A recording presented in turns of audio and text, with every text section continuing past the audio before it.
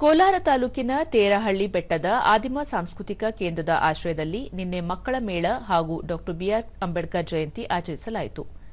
ಸಾಹತಿ ನಾಡೋಜ ಬರಗೂರು ರಾಮಚಂದ್ರಪ್ಪ ಪಾರಂಪರಿಕವಾಗಿ ರಾಗಿ ಬೀಸುವ ಕಲ್ಲಿಗೆ ರಾಗಿ ಹಾಕುವ ಮೂಲಕ ಮೇಳವನ್ನು ಉದ್ಘಾಟಿಸಿದರು.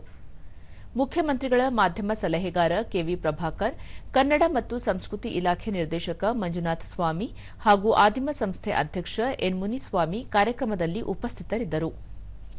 ಆದಿಮ ರಂಗ ಶಿಕ್ಷಣ ಕಾಲೇಜಿನ ವಿದ್ಯಾರ್ಥಿಗಳು ಜಡೆ ಕೋಲಾಟ ಮತ್ತು ಕಂಸಾಳೆ ನೃತ್ಯ ಪ್ರದರ್ಶಿಸಿದರು.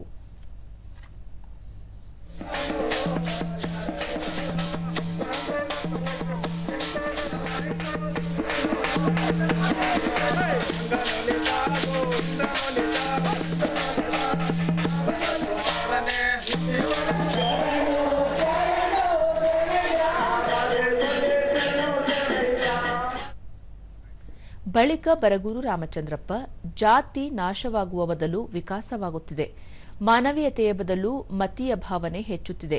ಇಂತಹ ದುರಿತ ಸಂದರ್ಭದಲ್ಲಿ ಅಂಬೇಡ್ಕರ್, ಗಾಂಧಿ, ಬುದ್ಧ, ಸೂಫಿ ಸಂತರು, ತತ್ವ ಪದಕಾರರ ತತ್ವಗಳನ್ನು ಮಕ್ಕಳ ಮನಸ್ಸಿನಲ್ಲಿ ಬಿತ್ತುವಂತೆ ಕರೆ ನೀಡಿದರು. ಇವರೆಲ್ಲರೂ ಮಕ್ಕಳ ಮನಸ್ಸಲ್ಲಿ ಏಕದಂ ಬರ್ತಾರೆ ಅಂತ ಅಂದ್ರೆ ಹಿರಿಯರ ಮನಸ್ಸಿಗೆ ಬರೋದು ಕಷ್ಟ ಇವರೆಲ್ಲರೂ. ಆದ್ರೆ ಅದರ ಆಶಯಗಳಿದೆಯಲ್ಲ, ಅದು ಬಹಳ ಮುಖ್ಯವಾದದ್ದು ಅಂತ ನಾನು ಭಾವಿಸಿಕೊಂಡಿದ್ದೇನೆ. ಕೆವಿ ಪ್ರಭಾಕರ್, ಅತಿಯಾದ ಮೊಬೈಲ್ ಬಳಕೆಯಿಂದಾಗಿ ಮಕ್ಕಳ ಕಲಿಕೆ ಮೇಲೆ ದುಷ್ಪರಿಣಾಮ ಬೀರುತ್ತಿದೆ. ಅಲ್ಲದೆ ಮೊಬೈಲ್ ವ್ಯಸನದಿಂದಾಗಿ ಮನುಷ್ಯ ಸಂಬಂಧಿಗಳು ಮರೆಯಾಗುತ್ತಿವೆ ಎಂದು ಕಳವಳ ವ್ಯಕ್ತಪಡಿಸಿದರು. ಇನ್ನೊಂದೇನೇನೋ ಬರ್ತದೆ, ಅದನ್ನ ಹಾಕೊಟ್ಬಿಟ್ರೆ ಆ ಮಕ್ಕಳೇನ್ ತಿಂತಾ ಇದಾರೆ, ತಾಯಿ ಏನ್ ತಿನ್ನಿಸ್ತಾ ಇದಾರೆ ಒಂದು ಕೂಡ ಗೊತ್ತಾಗುತ್ತೆ.